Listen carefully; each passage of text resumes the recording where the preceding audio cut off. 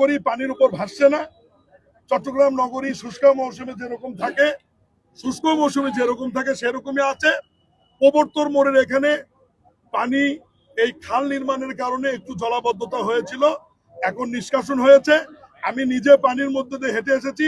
যেটুকু পানি আছে আজকে এবং আগামীকাল সকালের মধ্যে এটাও। আমি মিডিয়ার প্রতি শ্রদ্ধা রেখে বলতে চাই, আপনারা যেভাবে নিউজটি করেছেন সামাজিক যোগাযোগ মাধ্যমে যে চট্টগ্রাম শহর পানির উপর ভাসছে, আমি চট্টগ্রাম এসে ঘুরে দেখলাম সন্ধ্যার পর থেকে চট্টগ্রাম শহর পানির উপর ভাসছে না। চট্টগ্রাম শহর সুন্দর আছে, যেরকম ছিল সেরকমই আছে।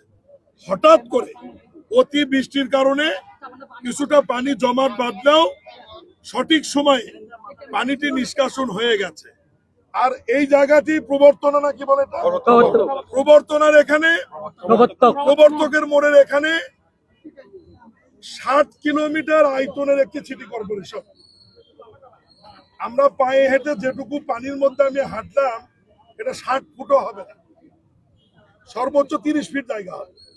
আমি নিজে পায়ে হেঁটে এর মধ্যে দিয়ে আসছি, এক গোছা পানি হবে। এটা যে কারণে হয়েছে আমি ব্যাখ্যা দিচ্ছি আপনাদের কাছে। আপনারা জানেন যে সিটি কর্পোরেশনের অনেকগুলি খালের মধ্যে 36টি খাল সংস্কারের জন্য, পুনর্নির্মাণের জন্য, পানির প্রবাহ ঠিক রাখবার জন্য চট্টগ্রাম উন্নয়ন কর্তৃপক্ষের কাছে হস্তান্তর করা হয়, যেটা সংক্ষেপে সিডিএ বলে। চট্টগ্রাম উন্নয়ন কর্তৃপক্ষের ইঞ্জিনিয়ারিং ম্যান পাওয়ারের ঘাটতি থাকার কারণে তারা 2016 সালে যে প্রকল্পটি নেয় 19 সাল মেয়াদি, তারা সেনাবাহিনীর ইঞ্জিনিয়ারিং কোরের মাধ্যমে এই কাজটি বাস্তবায়ন শুরু করে। 19 সালে সমাপ্ত না হয় এটা টাইম বর্ধিত হয়ে 22 সাল হয়, 22 সালে সমাপ্ত না হয় এটি 24 সাল হয়, 24 সালেও সমাপ্ত না হয় এটি 26 সাল পর্যন্ত বর্ধিত করা হয়েছে এবং সময়ে সময়ে টাকার পরিমাণও বৃদ্ধি পেয়েছে। আমি ওই দিকে আর যাচ্ছি না। এই 36টি খালের মধ্যে আমার কাছে যেটুকু রিপোর্ট রয়েছে 30টি খালের কাজ সম্পূর্ণ হয়েছে, 5টি খালের কাজ এমন পর্যায়ে আছে সেটি খুব একটা পানিকে বিঘ্ন ঘটাবে না। আমরা যে খালের কাছে দাঁড়িয়ে আছি এটি 36টি খালের মধ্যে যে 6টি খালের বাকি আছে তার মধ্যে হিজরা খাল একটি।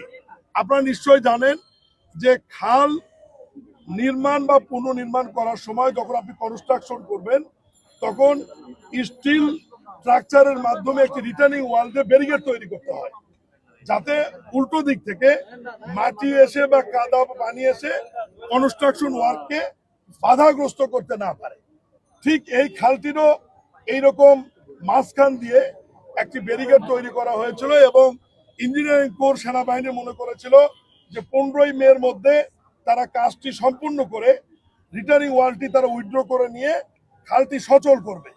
কিন্তু হঠাৎ এই সময়ের মধ্যে মহান আল্লাহর সৃষ্টি, বর্ষাকালের আগে অতিবৃষ্টি হয়ে যাবে এটা না আমরা জানতাম না ইঞ্জিনিয়ারিং কোরের লোকজন জানতো। এখন যেহেতু ঘটনা ঘটে গেছে, দুই একদিন হয়তো এলাকার মানুষ একটু কষ্ট পেয়েছে, এখন পানি নিষ্কাশন হয়েছে। ইঞ্জিনিয়ারিং কোরের ব্রিগেডিয়ার শামসু তাদের সাথে আমাদের কথা হয়েছে, আগামী 5 দিনের মধ্যে তারা রিটার্নিং ওয়াল যেটি দেওয়া আছে স্টিল স্ট্রাকচারে এগুলো তারা উইথড্র করে খালটি সচল করে দেবে। বর্ষা মৌসুম পার হওয়ার পরে, শুষ্ক মৌসুম শুরু হওয়ার আগে তারা আবার তাদের পুরোনো প্রক্রিয়া ফিরে গিয়ে খালটির সংস্কার বা পুনর্নির্মাণের যে কাজটি তারা করবে। এই হচ্ছে মোট সিনারিও বা চিত্র। আমরা ঢাকা থেকে যতটুকু দেখলাম, বুঝলাম, শুনলাম, মাননীয় প্রধানমন্ত্রী এবং আমার মন্ত্রণালয়ের মাননীয় মন্ত্রী দুইজন আমাকে নির্দেশনা দিয়েছে সরজমিনে এসে দেখবার জন্য। আমি এসে দেখলাম, আবারও রিপিট করছি, চট্টগ্রাম